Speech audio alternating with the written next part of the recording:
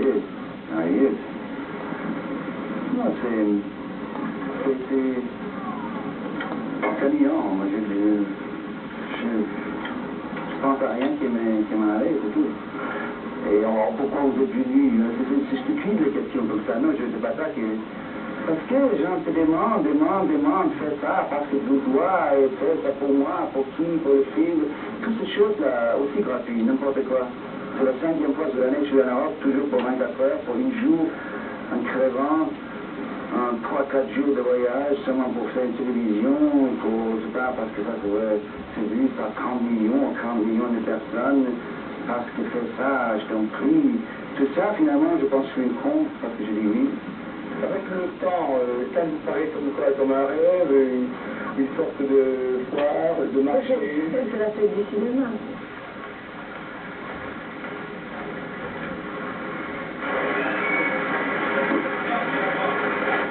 À Cannes aussi, Jean-Luc Godard boite et la sélection française ne se porte pas très bien.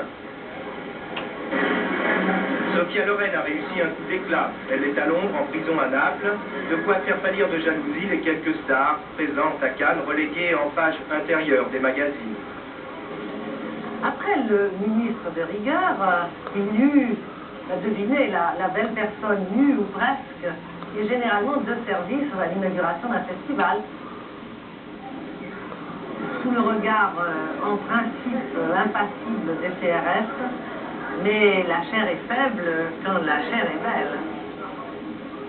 La première vedette internationale célébrée à Cannes, c'est Jack Lemmon. On l'attendait avant même la première projection du film.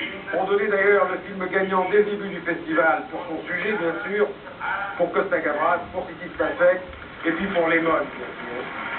Mastroianni dans La Mille Varenne et Klaus Kinski dans Desperado n'ont pas résisté aux dernières délibérations du jury de cette nuit.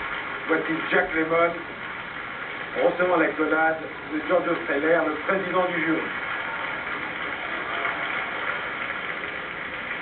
On cherchait une surprise à Cannes cette année, ben voilà, c'est Jadwiga Jankowska pour son interprétation dans Un autre regard du cinéaste hongrois, qui prend la place prévue pour Anna Shibula, laquelle avait pourtant 2 cordes à son arc, Passion de Godard et La Nuit de Varenne d'Hector Escola.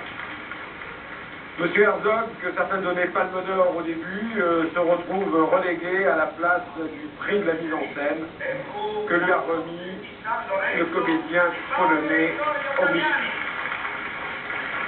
Les frères Saviani. Ce matin encore, à 3 h, ils étaient élus pour la 2e fois à la Palme d'Or. Et puis le jury, entre 3 h du matin et 10 h, a changé et leur a donné le prix spécial qui est équivalent de la Palme d'Or.